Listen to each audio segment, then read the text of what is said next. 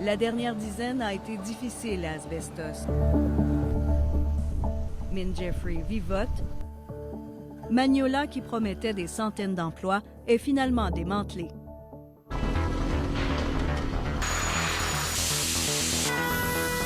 La ville décide de miser maintenant sur la petite entreprise. Dans son parc industriel, Asbestos construit, l'entrepreneur loue et devient propriétaire après 7 ans. Est-ce que ça fonctionne? Ça va bien.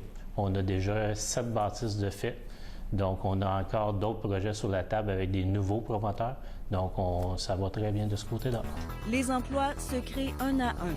Chez Usinage Pro 24, une quinzaine de personnes travaillent. On progresse, on développe. Au départ, la petite entreprise dépendait de Magnola.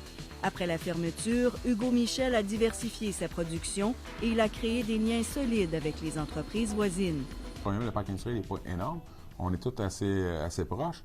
Puis, on a tout un petit peu à offrir à un et à l'autre. Puis, ce que ça fait, c'est que ça donne une synergie que quand le client envoie ici à Asbestos, bien, sa pièce est finie.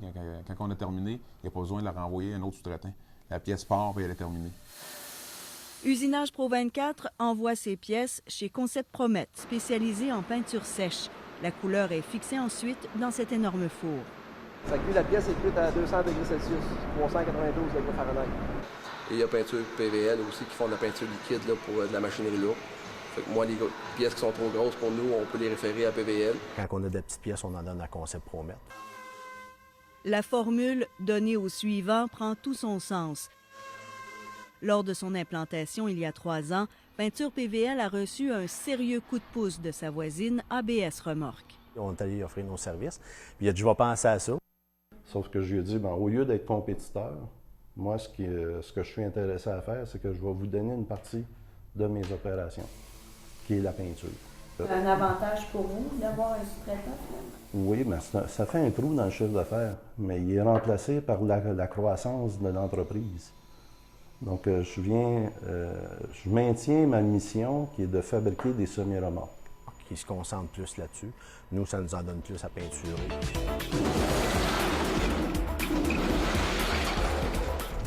L'entraide industrielle a séduit Stéphane Côté. Il quitte Windsor pour s'établir à Asbestos. Moi, je vais faire l'assemblage ici. Je vais avoir plusieurs équipements de ce côté-là du mur, puis une autre chaîne d'assemblage ici de l'autre côté. Puis tu veux qu'elle pivote? Oui, je veux qu'elle pivote pour être capable d'être plus proche de la table tournante. Rapidement, le nouvel entrepreneur est prêt à produire ses premières machines d'emballage. Après la visite du show de Chicago, j'ai eu vraiment beaucoup de demandes que peut-être je ne m'attendais pas à être aussi agressive que ça. Donc, je dois me dépêcher. J'ai un beau problème à régler.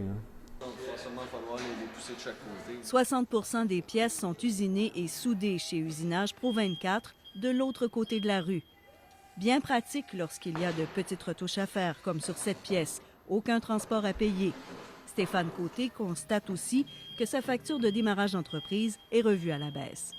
On parle probablement aux alentours de 100 000 d'acheter les machines d'usinage, d'acheter les systèmes de peinture, tout ça, c'est assez dispendieux. Donc, quand on a des fournisseurs à proximité qui peuvent le faire, c'est très, très avantageux. Et comme s'il s'agissait d'un cadeau de bienvenue, le premier client de Solutech est tout prêt. Dans les Viandes La Roche, juste l'autre côté du boulevard industriel, ils ont décidé de m'acheter une machine. Viandes La Roche est aussi une nouvelle venue à Asbestos. L'entreprise a quitté la ville voisine d'Anneville pour prendre de l'expansion l'été dernier.